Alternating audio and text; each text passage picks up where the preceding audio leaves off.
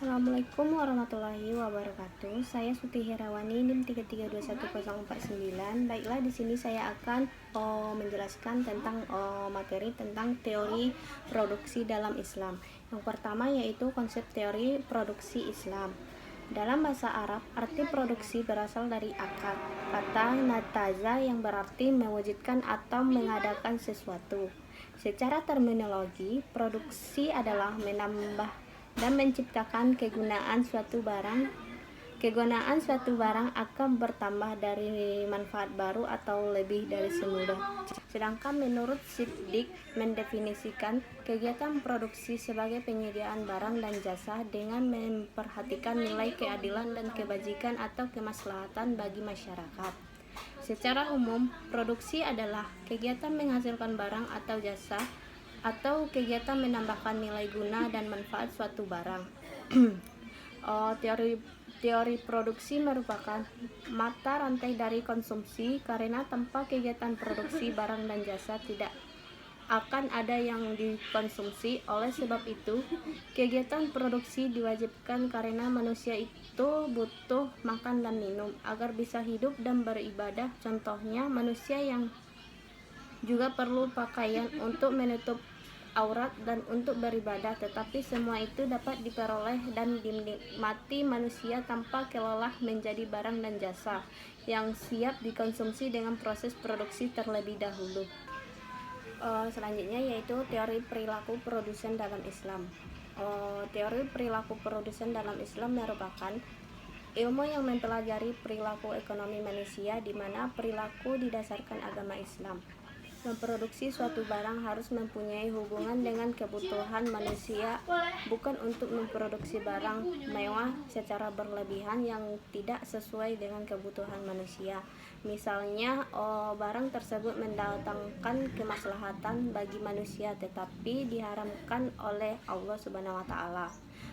Misalnya juga yaitu barang-barang yang diharamkan seperti kamar, meskipun kita beralasan bahwa kita tidak mengkonsumsi barang tersebut, kita hanya memproduksi dan menjualnya kepada non-muslim. Nah, itu di dalam sistem ekonomi Islam itu tetap juga dilarang.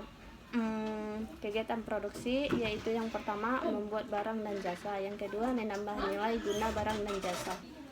Selanjutnya yaitu biaya produksi. Biaya produksi ini adalah semua pengeluaran yang dilakukan oleh perusahaan untuk memperoleh faktor-faktor produksi dan bahan-bahan mentah yang digunakan untuk menciptakan barang-barang yang diproduksi perusahaan tersebut. Faktor-faktor produksi yaitu yang pertama yaitu bahan baku, yang kedua tenaga kerja, yang ketiga modal, yang keempat keahlian pengusaha. Semua faktor-faktor produksi yang dipakai merupakan pengorbanan dari proses produksi dan juga berfungsi sebagai ukuran untuk menentukan harga pokok barang input yang digunakan untuk memproduksi output tersebut. Sering disebut juga biaya opportunities. Selanjutnya yaitu perbandingan konsep produksi Islam dan konvensional.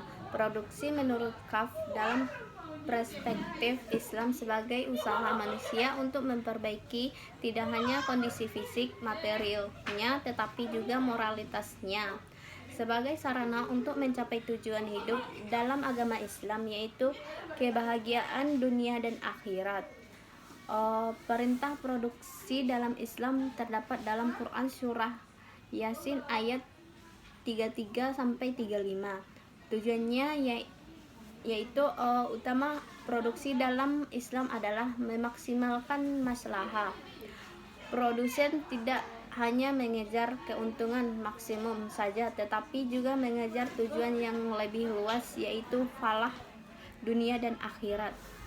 Sedangkan menurut ekonomi konvensional, mereka memproduksi barang-barang hanya mementingkan suatu keuntungan tanpa mengetahui halal dan haramnya.